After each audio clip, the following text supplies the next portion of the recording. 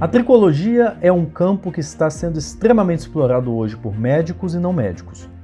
Queremos deixar claro, esse workshop não foi concebido para ajudar aqueles profissionais que querem somente a alta rentabilidade dos procedimentos de cosmética capilar.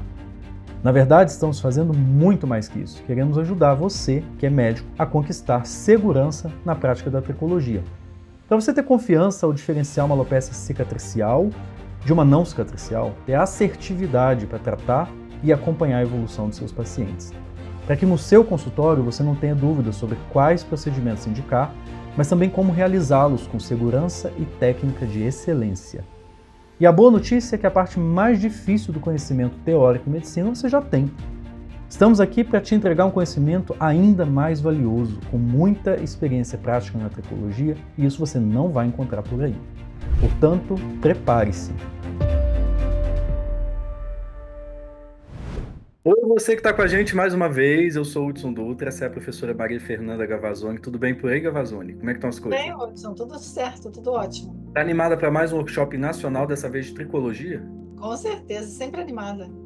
Gente, dessa vez a gente vai falar um pouquinho com vocês sobre como dominar a tricologia moderna e se sentir também em casa com cosméticos capilares, tratamentos personalizados, fórmulas magistrais, e a gente dividiu isso de uma forma muito didática para vocês no formato de bate-papo. Hoje, para começar essa conversa entre nós dois e com vocês aí de casa, a gente vai falar sobre tricoscopia, como que você consegue evitar cair, tomar surpresas no seu dia a dia na dermatoscopia com base na experiência que a gente tem e também com base na literatura.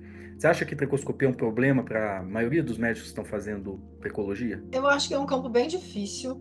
Se você não tiver tido um curso específico, você talvez não consiga sequer começar a fazer, saber os pontos e saber a interpretação daquilo que você está vendo. Eu que já tenho bastante experiência, eu me vejo às vezes com dúvida. E quanto mais precoce é a doença, mais dúvida você vai ter. Porque, lógico, se a doença está super instalada, você não precisa nem da tricoscopia. De longe você já faz o diagnóstico. Chegou no consultório e fechou, né?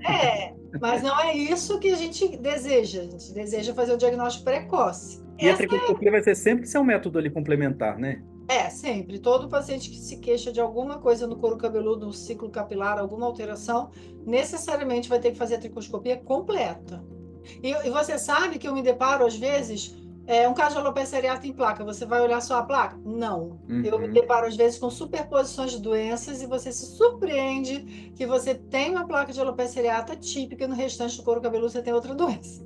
Verdade, é verdade. Né? Bom, para você, pessoal que está chegando hoje, que não conhece a gente ainda, vou me apresentar rapidamente, tá? Daqui a pouco a Maria Fernanda fala sobre ela. Eu sou o Hudson Dutra, sou dermatologista, me formei em 2014 e eu terminei minha residência em 2018. Fui um aluno estagiário da Maria Fernanda na Federal Fluminense durante o meu R3, depois nos viramos amigos, tivemos várias parcerias profissionais, e então eu me tornei dermatologista em 2018 pela Comissão Nacional de Residência Médica e também pela SBD. E não há muito tempo concluí meu mestrado em dermatologia no Hospital das Clínicas da USP aqui de São Paulo. E agora escutem um resumo da Maria Fernanda. Ah, tá. Deixa eu ver. Eu me formei em 89 pela UFRJ. Eu sou de Niterói, né? Ainda clinico aqui em Niterói e hoje eu sou professora aqui de Niterói. Terminei o UFRJ, fiz a especialização também na UFRJ, depois eu fiz mestrado na UFRJ, fiz meu mestrado em Paracoco, também meu doutorado em Paracoco, também na UFRJ. Ah, novidade, eu não sabia que as duas, que tinha sido tudo. Em Paracoco. E o doutorado, Pegou paracoco lá no couro cabeludo? embora paracoccidioide micose não tenha necessariamente nada a ver com tricologia, faz parte do meu caminho, da minha carreira em dermatologia. Não havia pacientes ao vivo necessariamente de atendimento, porque os dois trabalhos eram experimentais. O mestrado foi em HLA, então os pacientes eu colhia o sangue dos pacientes para fazer o teste do HLA, e o segundo, que foi o doutorado, foi sobre microscopia eletrônica, interação celular do fungo, que a gente fazia crescer em meios de cultura, né, de preferência líquido. Você isolava o fungo, o crescimento dele é bem curioso, e fazia interação com neutrófilos, aí tinha um grupo de pacientes, um grupo de pessoas rígidas, e analisava essa interação celular do neutrófilo e o fungo em diversas etapas do ciclo, na microscopia eletrônica, tanto de transmissão como de varredura. Tudo tem publicação, tanto o mestrado como o doutorado são todos publicados, mas me deu uma experiência enorme com microscopia eletrônica, que eu acho que hoje a gente usa muito em cabelo, né? tanto Verdade. transmissão como varredura, então a interpretação das imagens para mim é muito fácil, porque eu lidava com isso no meu Todo dia. dia a dia. Quando eu terminei meu doutorado, eu fui trabalhar no Instituto Professor Azulay, a convite do professor Davi, e fiquei lá até 2014.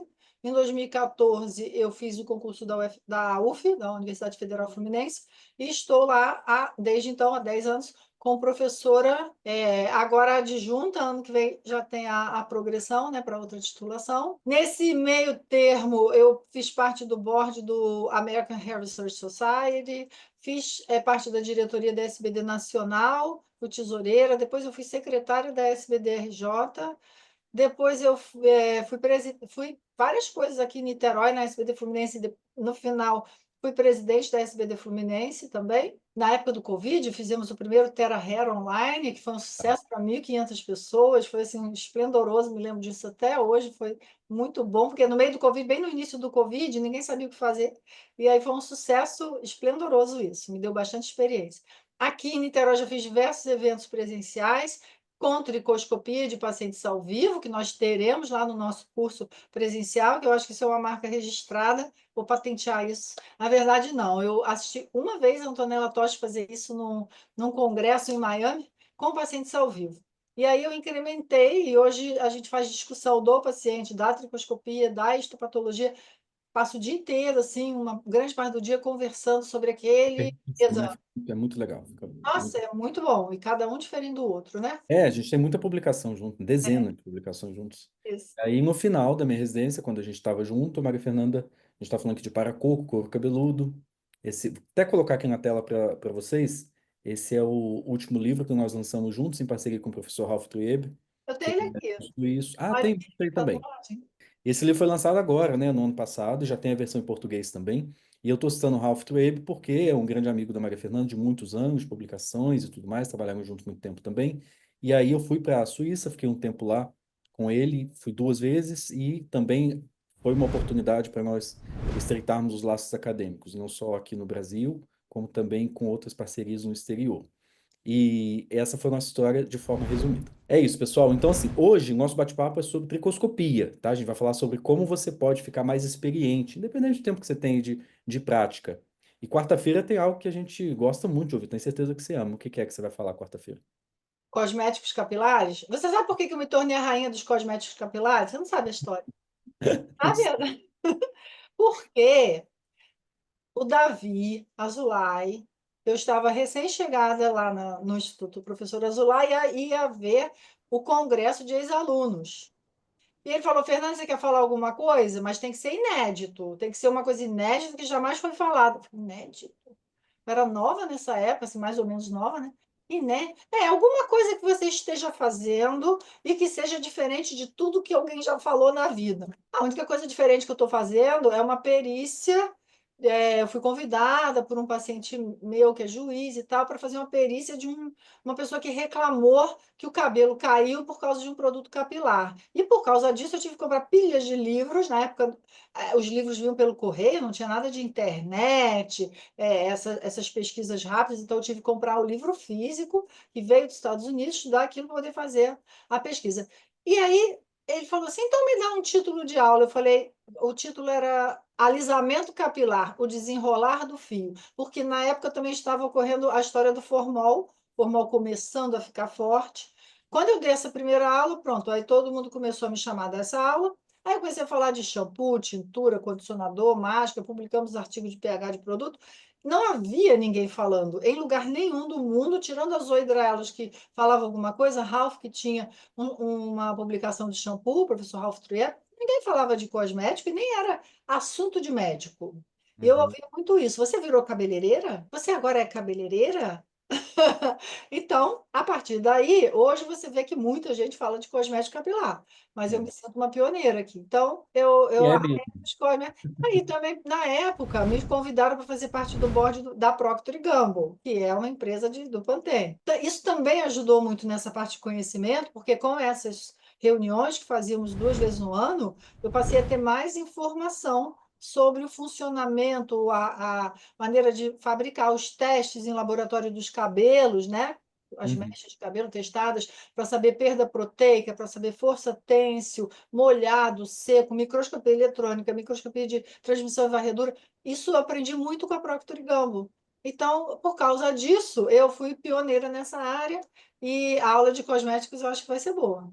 A aula de cosmética é sempre boa, sempre aprendo muito te ouvindo, porque é um tópico que eu ainda acho que é pouco explorado pelos médicos de uma forma geral, sabia? É pouco explorado, as pessoas não aprofundam. Compreendido, e cada vez mais demandante no consultório, existe mesmo. A gente acaba não fugindo muito disso na sexta, porque na sexta a gente também vai falar de fórmulas magistrais, o que que a gente pode manipular no couro cabeludo, dicas, para você não perder aquele princípio ativo legal que você está trabalhando aí, aquela ideia que você teve de manipular um produto junto com outro, será que pode? Será que é melhor para esse paciente usar um veículo alcoólico? Será que aqui é melhor espuma? Será que eu posso colocar, por exemplo, minoxidil manipulado junto com outra coisa, se eu quiser? Será que vai interferir? É possível fazer isso? E a gente vai conversar um pouco sobre essas fórmulas que acabam esbarrando também na questão capilar e estética, né? Porque, Sim, por exemplo, uma das barreiras que a gente tem é aquela história, será que o minoxidil tira a tinta do cabelo, não tira? A gente vai falar sobre tudo isso com vocês também, sim. tá? E algumas informações mais velhas, porque nós temos shampoos de antidermatite seborreica, de psoríase, fórmulas de psoríase couro cabeludo, que são fórmulas antigas, que quando eu mostro para os alunos, eles ficam impressionados não só com a maneira de formular, como com o resultado depois, porque elas são tão antigas que ninguém mais fala sobre isso. Não, não é por serem antigas que elas deixaram de funcionar. Vai perdendo um pouco da popularidade por uma questão até de indústria mesmo, né? Muita coisa que a gente manipula, de fato, é muito mais barato do que se comprar material pronto que a indústria oferece.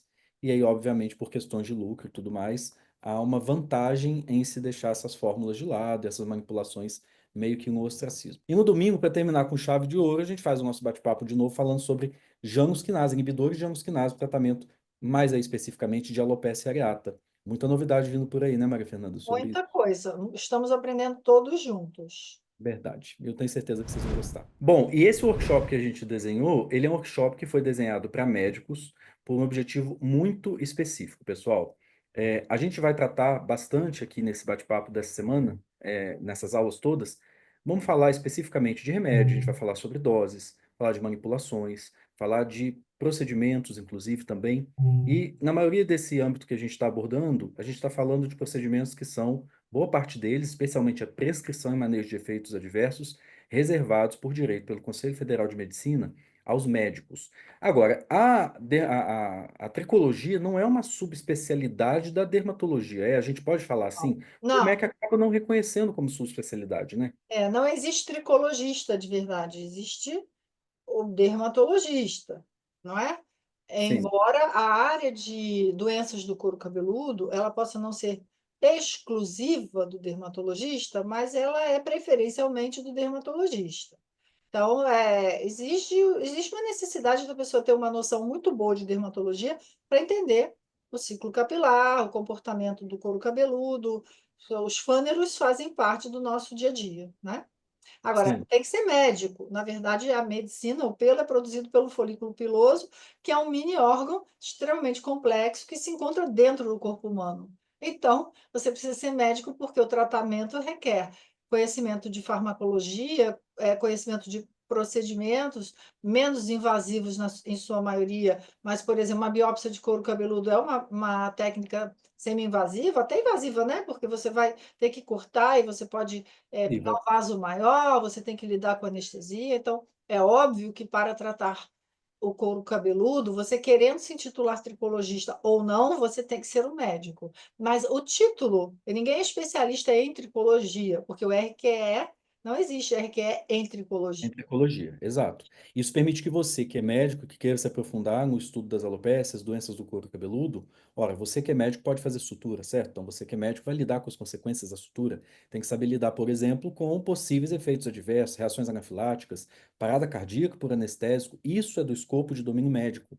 E, portanto, boa parte da tricologia, manejo de efeitos adversos, ajustes de dose, tudo isso é de domínio médico. Então, essa de fato é uma proposta que a gente elaborou pensando em você que é médico e que está focado na tricologia ou que quer, de fato, seguir esse caminho. E a prova que a gente acredita, de fato, que esse conteúdo seja um conteúdo relevante para o médico é que a gente fez esse desenho pensando com base, inclusive, na nossa história.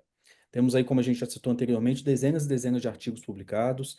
A gente pensa em fazer e ensinar de forma muito científica. A Maria Fernanda, então, é estritamente consagrada nesse âmbito de professora rígida nesse sentido, né? Não dá para a gente sair afirmando qualquer coisa sem ter o mínimo de Não, evidência científica, publicação, não, e é não com tem. base nisso que você aí de casa vai ter esse bate-papo, no que a ciência sabe, no que a ciência demonstrou, e também, lógico, naquilo que a gente vem investigando e observando e as nossas experiências individuais, ainda que não publicadas, né? Sim, algumas coisas realmente para publicar, você precisa ter uma metodologia muito específica e o assunto tem que ser de interesse não só para aquele que faz a sua especialidade, aquela área, mas para todos. E é muito difícil você conseguir juntar a sua experiência e transmitir isso de uma maneira que cubra todas as exigências científicas. Hoje, o que há de mais crítica que todos estão reclamando, a sociedade, a comunidade científica, não só do Brasil eu ouço mais, mas internacional também, reclamando da baixa qualidade dos trabalhos publicados.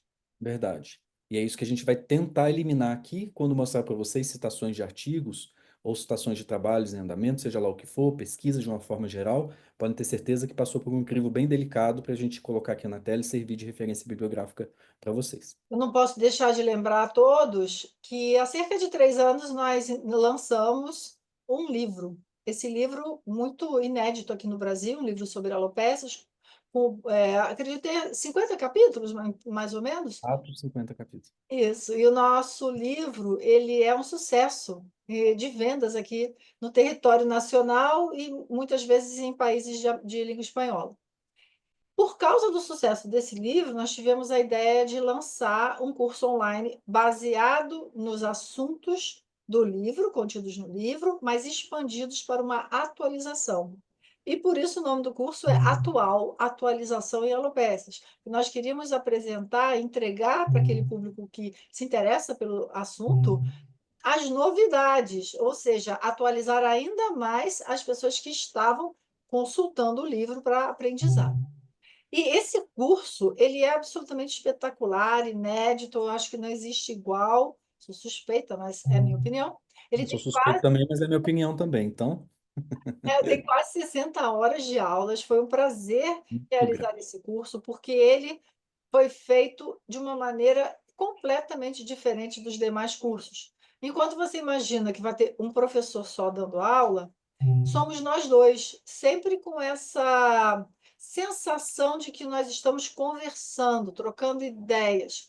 Não tem necessariamente uma tela de sala de aula, embora nós possamos Agora tem uns utilizar slides, né? slides, Muitos né? slides. Nós temos o guia e é prático para o aluno também, que ele vai ter uma maneira mais didática de entender o que nós estamos falando, mas essa ideia de bate-papo, essa sensação de que estamos todos sentados numa sala para uma conversa, faz com que essas aulas elas sejam fáceis, elas sejam agradáveis e você não vê o tempo passar. A gente não tem conflito com a indústria, né? Nessas aulas. A gente A pode gente falar da experiência sem receio. Exatamente, nós somos livres para falar do que nós vivenciamos e daquilo que pensamos.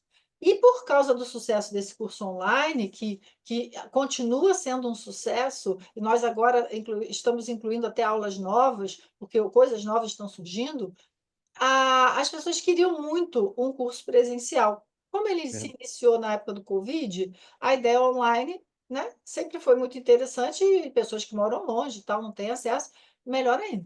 Mas aí nós pensamos, podíamos expandir mais uma vez, atualizar mais um pouco. Então, todo mundo já aprendeu no livro, aprendeu mais ainda no curso online, e agora podemos usar isso no curso prático presencial.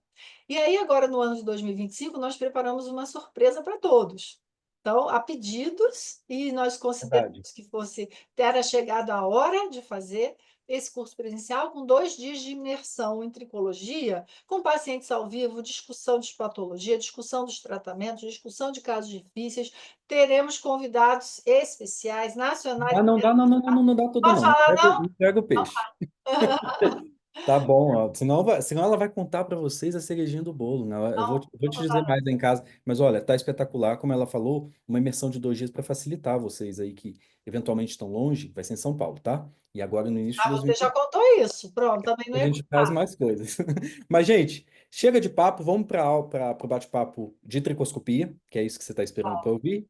E a gente vai começar entregando para você, no ponto de vista da Maria Fernanda, em seguida eu vou dar o meu, o que que é o mais importante para quem está começando a fazer tricoscopia, na sua opinião, de professora, de muitos anos experiente, o que é mais importante? Quem está ali, comprei o dermatoscópio, estou aprendendo tricoscopia. O que eu não posso deixar passar? O que eu não posso deixar passar é saber a diferença entre uma descamação de uma dermatite seborreica e uma descamação de uma alopecia cicatricial liquenoide em fase inicial. Pronto. Eu acho que outra coisa que você não pode deixar passar, independente até da descamação, concordo plenamente com a Maria Fernanda, outros sinais que possam nos ajudar a diferenciar qualquer alopecia que eu esteja avaliando entre alopecia cicatricial e não cicatricial, que envolve o que a Maria Fernanda está dizendo e outros achados que a gente vai conversar já já. Agora, de início, para a gente começar assim, a avaliação do dermatoscópio, esse manual, que é o comum que a gente usualmente tem no consultório e no dia a dia, geralmente, como que você faz para avaliação do couro cabeludo? Ainda se aplica o gelzinho, ainda se aplica álcool, gel de ultrassom, alguns usam até água termal, não precisa mais com microscópio com luz polarizada. Os manuais, mesmo pequenininho, até os mais modernos, DL6, você não precisa mais, porque você não vai para couro cabeludo, certo? Necessariamente encostar no couro cabeludo, então você não precisa da interface. Se você quiser melhorar a visão dos vasos e quiser ser muito detalhista, você pode, mas isso não é a prática do meu dia a dia. Então, independente de você ter o pequenininho ou o mais moderno, você não precisa colocar interface necessariamente. É muito fácil manusear o aparelho. Primeira coisa que eu percebo que as pessoas que nunca pegaram dermatoscópio, elas têm dificuldade de dar o foco. Porque elas não Uhum, conseguem colocar o olho no dermatoscópio, elas ficam assim, ó, verdade, parecem uma lente de aumento. verdade. E Parece uma letra. o dermatoscópio é um microscópio, né? Então, no microscópio, a gente não move o microscópio, a gente coloca o olho lá e mexe no foco. No caso aqui, ó, você tem que mudar a distância do olho para o objeto que está sendo analisado. Você pode mover a lente, mas o seu olho tem que ficar muito próximo da lente. E você Uhum, tem que descobrir na sua concepção qual é a posição mais confortável do seu olho, né? Para você poder entender e ter a capacidade de dar o foco para aquela noção, para aquele local. E a partir do momento que você dá o foco ali, você vai organizar o seu raciocínio. Cada um tem que ter, já de cabeça, as áreas do couro cabeludo, ou do rosto, ou da sobrancelha, das áreas pilosas que quer examinar. E isso você sim. segue uma regra, você segue uma norma para não se perder. Por onde você vai começar? Você vai começar por uma placa de alopecia, você vai começar por cima, por baixo, pelo lado. Então, você precisa se organizar e criar um roteiro de exame. Você pode iniciar pela linha de implantação, pela divisão da linha na região parietal, região temporal, vértice, região occipital, pelos das sobrancelhas, pelos da face, pelos do corpo. Isso, para mim, é o mais simples. Retroauricular você pode incluir, então são áreas que às vezes você inclui, às vezes não, mas você tem que ter um roteiro para que todas essas áreas sejam examinadas numa certa ordem para que você possa fazer seu raciocínio diagnóstico. Então, não é porque a pessoa tem uma queixa no vértice que você vai examinar só o vértice. E não Uhum, necessariamente você vai iniciar sua tricoscopia pela área que está mais afetada. Eu verdade. segui o roteiro. Eu sigo o meu Uhum, roteiro mental, faço as fotos. Eu uso o Photo Finder, mas não precisa necessariamente ter um Photo Finder, embora o Photo Finder seja um aparelho mais caro, ele é prático para quem faz muito.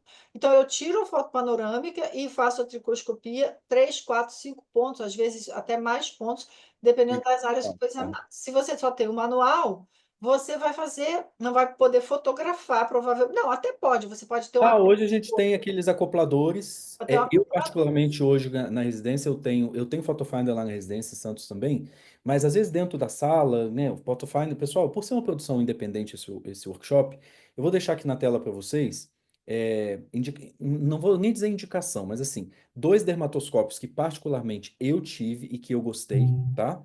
Manuais, um é da Dermilite, o outro é da Iluco.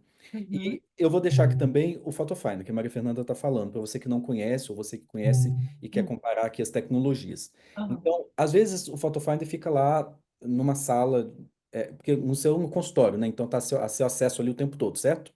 Eu tenho no meu consultório e tenho no hospital também. E eu gosto do Photofinder porque eu já me habituei a fazer aquilo. Mas cada um vai se habituar ao seu. Eu também gosto do Dermilite. Eu gosto também. Eu tenho O meu é Dermilite, a Iluco hoje, eu mas eu gosto não de uso ter não muito. trocaria, inclusive. Eu usava Eu gosto. muito porque lá em Santos é uma sala de foto, as outras 9 salas eu tenho que ficar com o manual. Por isso que eu quero até deixar para o pessoal Sim, aqui a uma nossa é cara. sugestão né? A manual você vai. E É. aí, por que que eu tô falando isso? Porque depois que eu troquei de celular, esse celular com essas três câmerazinhas, ele não acopla mais Uhum. meu adaptador, porque existe aquela casezinha que acopla no celular. Você tem uma aí, na Tem verdade. aquele de Celular, imãzinho, né? né? Uhum. Isso. Só que não acopla mais. E aí eu tenho que ajustar meu celular com a mão esquerda do dermatoscópio, com a mão direita do celular, e eu consigo fotografar sem problema nenhum. Levei uma coça no início, mas hoje um pouco mais habituado eu consigo fazer foto.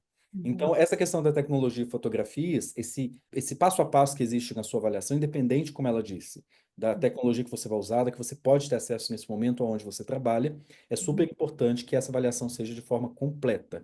É É, como, por exemplo, um paciente que chegou para você, só um paralelo, né? Um paciente chegou para você com uma suspeita de infarto agudo do miocárdio, você vai apenas fazer a ausculta do coração, não vai avaliar pulmão. Se a dor é na parte direita do abdômen superior, você não vai palpar o restante do abdômen. Então, se você está pedindo para errar.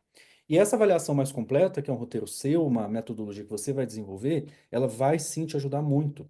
Um exemplo vai. disso é a avaliação dos supercílios, né? Por Sim. exemplo, se eu estou em dúvida se aquela descamação que ela falou lá atrás, se aquela descamação peripilar é uma descamação de psoríase ou é uma descamação de dermatite seborreica, seja lá o que for, embora a psoríase não costume dar tanta descamação peripilar isolada, mas pode acontecer. Se é Pode. psoríase, dermatite seborreica, e aí vai, ou uma FAPD, por exemplo, ou uma alopecia fibrosante frontal, essa escama pode ser facilmente confundida de uma doença para outra, e a sobrancelha pode ajudar a gente, não pode, nesse processo? Com certeza pode. Mas recentemente eu peguei uma paciente, Hudson, que mudou até a minha maneira de encarar essas descamações, porque não havia absolutamente nada, apenas uma descamação. Ela usava formol, então Você essas sabia que coisas ia que tem descamar um pouco nomes, ali? carbocisteína, a vinagre, ácido acético, esses nomes, né, que a gente sabe que é formol. E aí Uhum, você fica, nossa, ela tem uma dermatite seborreica, ela tem uma descamação pós-formol, fazer escova progressiva. E aí eu fiz a prova terapêutica para verificar se aquilo ia desaparecer, aquilo não desapareceu. A queixa, ela não apresentava nenhuma falta de cabelo, as sobrancelhas eram perfeitas, mas ela dizia que o cabelo não parava de cair. Não parava de cair, eu já tinha iniciado um tratamento comum de androgenética normal, mas aquela descamaçãozinha me incomodava e a queixa de queda também. E aí eu fui procurar alguns outros sinais que eu considero muito importantes na hora do diagnóstico diferencial entre a descamação inflamatória normal, de uma dermatite seborreica, e algo de cicatricial, que é a uhum. transparência das raízes, que é quando vocês vão ver nos cursos, né, quando a gente mostrar esses, ainda mais ao vivo, né, no presencial, vocês vão ver ao vivo. É Você vê bom, o pelo por baixo da pele, de modo é. que quando você vê isso muito, já é estranho, embora as pessoas negras possam ter Possa acontecer, né? Não essa. é patrimônio de doença, Não né? é. Mas aí você vai somando, É um alerta, vai, é um alerta. você soma um eritema um pouquinho diferente e tal. E Uhum, aí eu conversei com a paciente e falei: você quer fazer a biópsia? Eu normalmente, quando faço uma biópsia de couro cabeludo, eu já tenho uma certeza de 99,9% do que vai ser. uhum. Então, a histopatologia seria confirmação e às vezes uma dúvida. Nesse caso, eu não tinha. Então, eu falei para ela: olha, eu tenho 80% de chance, mas eu tenho 20% de chance de errar. Se quer fazer, pode ser que não seja nada. E ela estava muito insegura, não sabia, não sabia. Eu estava insegura porque eu não tinha certeza daquilo. Fizemos e veio alopecia fibrosante frontal. E olha, eu não fiz a biópsia aqui, eu fiz aqui, um pouquinho para trás, os três Mais pra- dedinhos da linha. E Uhum. isso me surpreendeu muito, porque não havia perda de ósseo folicular, não havia o sinal peripilar, o peripilar sign, que a Antonella fala, que é a descamação em forma tubular, com eritema, perda dos velos, rarefação de sobrancelha, pálpula facial, esquece aquilo. Nem líquido plano pigmentoso, também não tinha nada. Nada, nada. Ela era clara, fototipo Hum? 2:3. Baixo. Não havia nada, somente a descamação e um eflúvio. O Uhum. eflúvio telógeno crônico, não havia perda de Interessante. densidade. Para mim, para o médico, ela dizia que o cabelo estava com volume reduzido, mas não havia perda visível dos pelos. Uhum. Não era nada exuberante, nada, nada. E me enganou bem. Só Uhum. que eu estou já na estrada, então uma descamação que não cede o shampoo apropriado, algo que Corretíssimo. se perpetua, uma queda que não para, você tem que estar ali alerta. E é nesse Ah, contexto um dado da tricoscopia, como por exemplo a tal da transparência da raiz. Vamos colocar aqui na tela para vocês verem. Essa é a transparência da raiz, tá vendo? Então, é isso que às vezes é a cereja do bolo para o diagnóstico, né? Ou pelo menos para decidir entre uma biópsia ou não. isso aí. A descamação interfolicular, ela também pode não ocorrer nesses casos. Ela ocorre na dermatite seborreica, na psoríase. Como você falou, a psoríase não é comum que você tenha uma descamação exclusivamente peripilar, embora eu tenha outro caso, foi o oposto, eu já posso comentar isso, que era exclusivamente peripilar, mas se você não tem essa descamação interfolicular, você já começa a desconfiar ainda mais. E se você não tem sobrancelha com descamação, a barba esforômica com descamação, não tem outras áreas de dermatite seborreica e uma exuberância de descamação de couro cabeludo, você também já tem que pensar, ué, mas por que está só aqui? Uhum, Por que que não está verdade. nas outras áreas seborreicas? A outra paciente, também era mulher, uma moça, havia essa descamação peripilar, exclusivamente peripilar, uma queixa enorme, uma queixa absurda de prurido, um prurido que não acabava, tentativas de tratamento de todas as formas, clinicamente parecia uma dermatite seborreica. Aí eu resolvi, depois de meses de tratamento, fazer biópsia. A, o primeiro laudo patológico dessa moça veio como dermatite seborreica. E Uhum. aí, o que acontece? A dermatite seborreica também não é um laudo que exclui outras doenças. Ela Sim, se até porque pode vir mistura. associada, o patologista pode ter visto só aquilo naquela amostra. E a amostra foi recortada até um certo ponto. Mas eu não estava satisfeita, porque eu já tinha tratado dermatite seborreica exaustivamente, não havia melhora do prurido. O prurido era uma coisa infernal e ela não dormia, ela não era muito ruim. Então, eu solicitei uma nova revisão, os recortes, até exaurir o bloco, e o diagnóstico foi visto, inclusive, por outras colegas, até posso citar aqui, dentre elas, a professora Maíra Rochael, que dá Uhum. aula no nosso curso, que nos ajudou muito, e a professora Maíra, inclusive, falou assim, ué, mas isso aqui é psoríase, tá na cara, aqui, ó. Aqui, ó. Porque quando você faz o corte transversal, você mascara a psoríase. E a Sim, psoríase, o ideal é o corte longitudinal. pelos fones, né? Aí Verdade. vem a história da tricoscopia, porque você vai associar a sua biópsia, às vezes, ou você vai escolher se a sua biópsia vai ser horizontal ou longitudinal, baseado na sua hipótese diagnóstica. Mas, segundo o professor Sperling, o ideal é que você, para couro cabeludo, sempre faça corte transversal, mas o patologista tem que estar habituado. E ele Uhum. tem que exaurir, ele tem que ir cortando até a Até então. epiderme. Mas Uhum. a epiderme vai estar cortada transversal. Então, a maneira de você interpretar a cantose, Perfeito. papilomatose, é diferente. E aí, a Perfeito. professora Maíra, na discussão que tivemos desse caso, falou assim: não, é psoríase. Então, veja a E confusão aí, diagnóstica que uma descamação nesse faz. caso não teve pela dermatoscopia, não foi possível ver o sinal de Auspitz no couro Não cabeludo. foi A possível. gente Nós tivemos publicou a publicação. recentemente. Podia mostrar Essa para eles, né? a gente põe aqui na tela. Essa publicação aí, pessoal, que a gente colocou na tela, é uma publicação recente, que foi uma observação da Maria Fernanda Gavazzoni. Eu estou de coautor com outros colegas, mas a observação inicial é dela. Na verdade, que psoríase, a gente faz essa curetagem metódica e brota um pouquinho de sangue de forma muito pontual, chamado orvalho sangrante. A gente vê isso no corpo todo, é tradicional na dermatologia. Provavelmente você que nem é dermatologista nos assistindo já ouviu falar disso antes.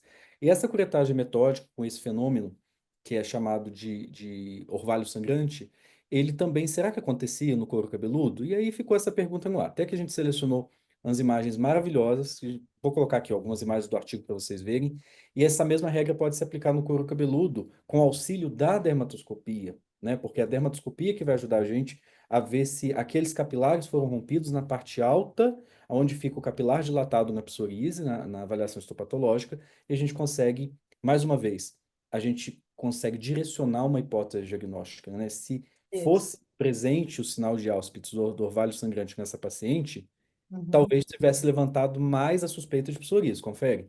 Sim, senhor. As médicas italianas, a Michela Starati e a Bianca Piratini, descreveram muito bem, antes da nossa publicação, esses vasos da psoríase, que vocês vão ver nas fotos aqui.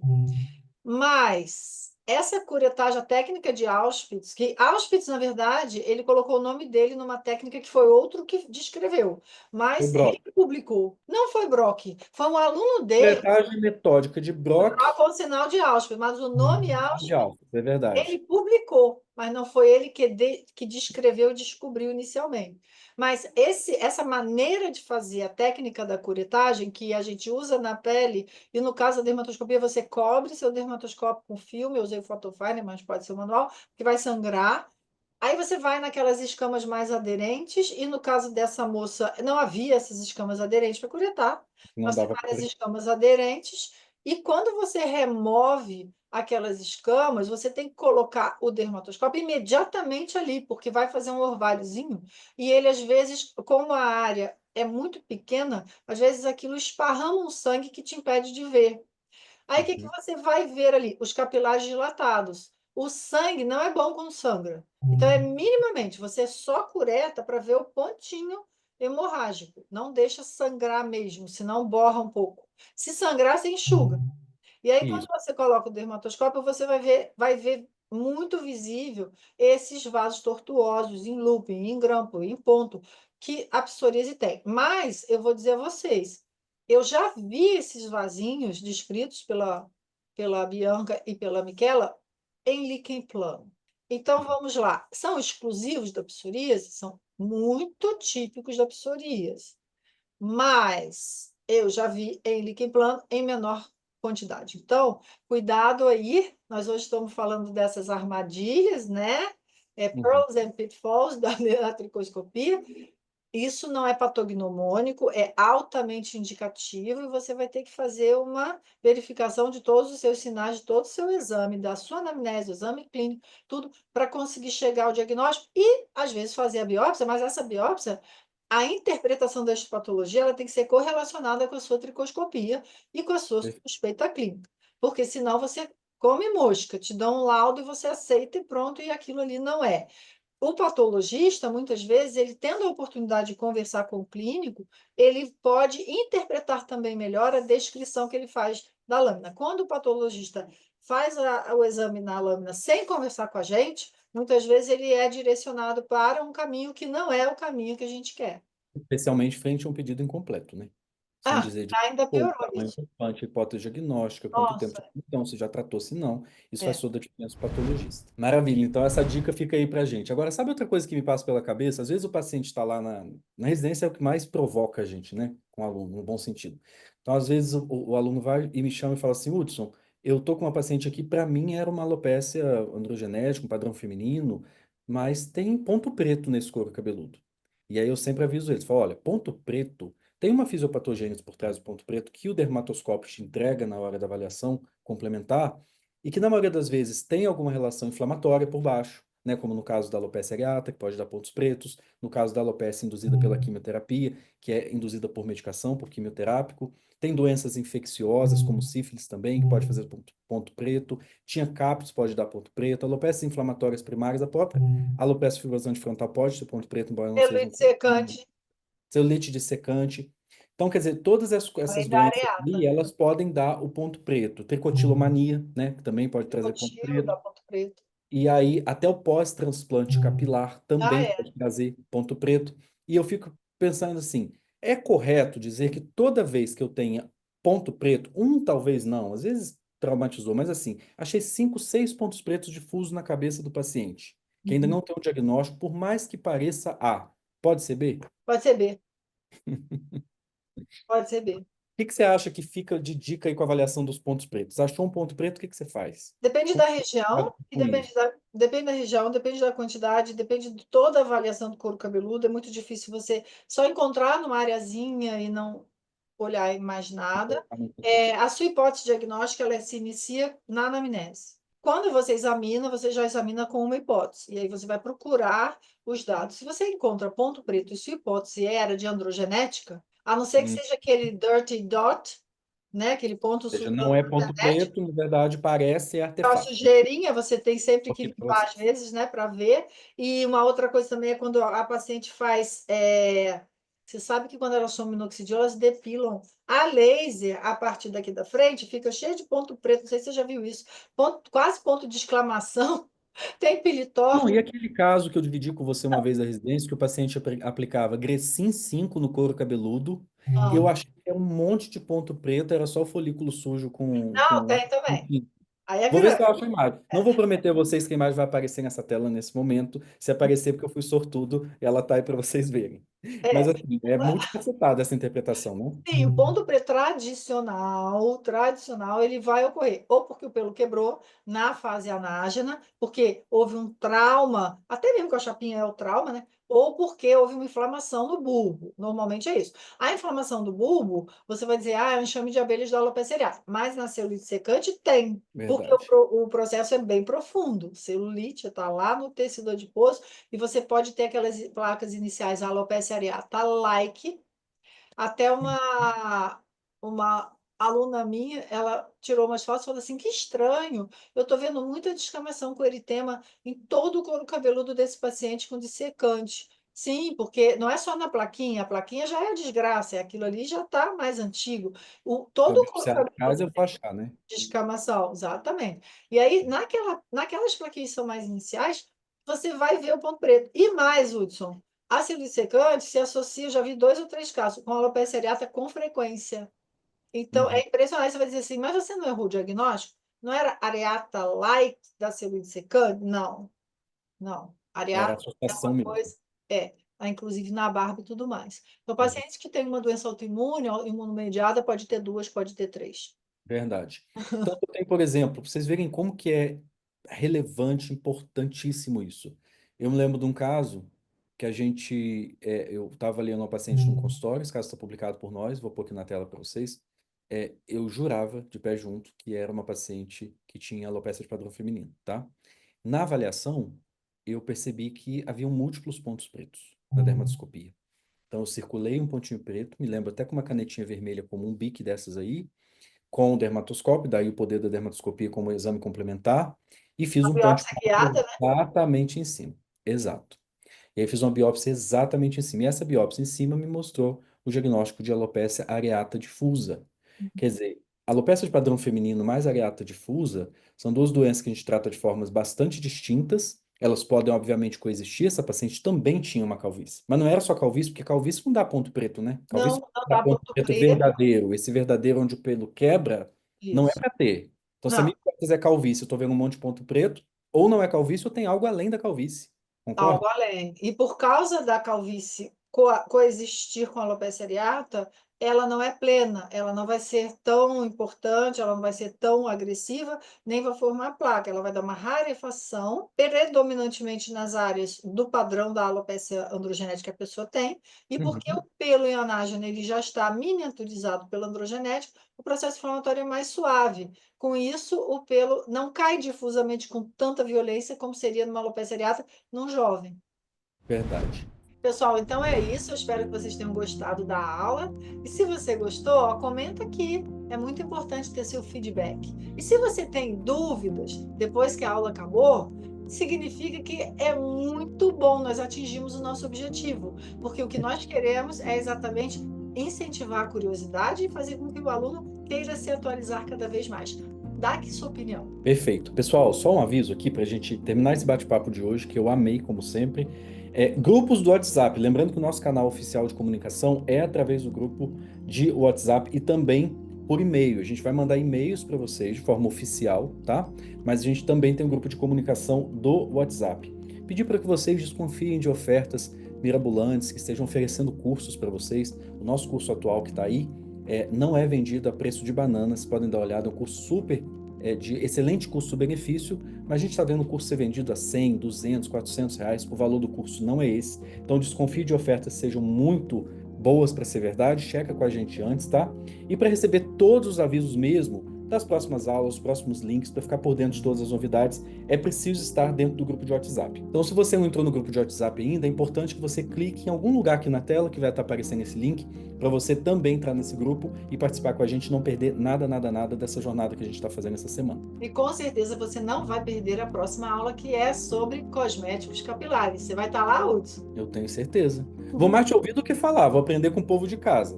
Mas eu tenho certeza que o cosmético capilar é uma delícia. Quarta-feira a gente está junto falando disso. Eu tenho muitas perguntas para te fazer que eu tenho certeza que são compartilhadas aí com o pessoal de casa, tá? A gente se vê na quarta-feira, pessoal. Bom, a gente fica por aqui, espero que vocês tenham gostado. Quarta-feira a gente está te esperando e não fica de fora. Tem muita coisa boa para trocar aqui com vocês. Obrigado por hoje, Maria Fernanda. Um beijo. Obrigada. Até lá, até quarta. Tchau, Até lá. tchau.